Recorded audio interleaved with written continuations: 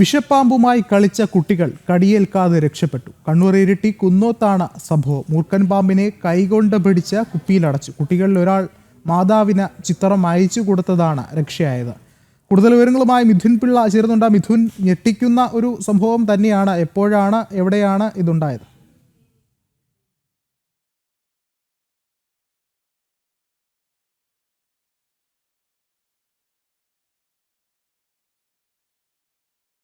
ഇവർ അപ്പോൾ തന്നെ ഒരു കുപ്പി സംഘടിപ്പിച്ച് ആ പാമ്പിനെ പിടികൂടി കുപ്പിയിടുകയായിരുന്നു. മാത്രമല്ല, ഈ ഫോട്ടോ എടുത്ത് കൂട്ടത്തിലെ ഒരാളുടെ മാതാവിന് അയച്ചു കൊടുക്കുകയും ചെയ്തു.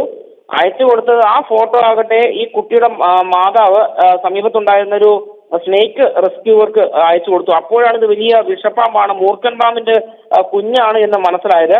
തുടർന്ന് ഈ സ്നേക്ക് റെസ്ക്യൂവർ സ്ഥലത്തെത്തുകയും ഉടൻ തന്നെ ഈ കുട്ടികളുടെ അടുത്തുനിന്ന് ഈ പാമ്പിനെ കൊണ്ടുപോവുകയുമായിരുന്നു. ഈ വിഷപ്പാമ്പുകൾ ഏത് എന്ന് അറിയാതെ ഇത്തരം പ്രവർത്തികൾ ചെയ്ത് വലിയ അപകടം വിളിച്ചു വരുത്തുമെന്ന് തന്നെയാണ് ഇത്തരം ആളുകൾ പറയുന്നത്. കാരണം പാമ്പിനെ കണ്ടു കഴിഞ്ഞാൽ അതിനെ പരമാവധി അകലം പാലിച്ച് നിൽക്കണം. അതിനെ പിടിക്കാനോ അതിനെ കൈകാര്യം ചെയ്യാനോ നിൽക്കരുത്. അത് പ്രത്യേകിച്ച് കുട്ടികൾ അത്തരത്തിൽ എന്തെങ്കിലും ഇതുണ്ടായിക്കഴിഞ്ഞാൽ, അപകടം ഉണ്ടായിക്കഴിഞ്ഞാൽ അത് വലിയ ദുരന്തത്തിലായിരിക്കും കലാശിക്കുക. കാരണം നമുക്കറിയാം, മൂർഖൻ പാമ്പ് വലിയ വിഷമുള്ള പാമ്പാണ്.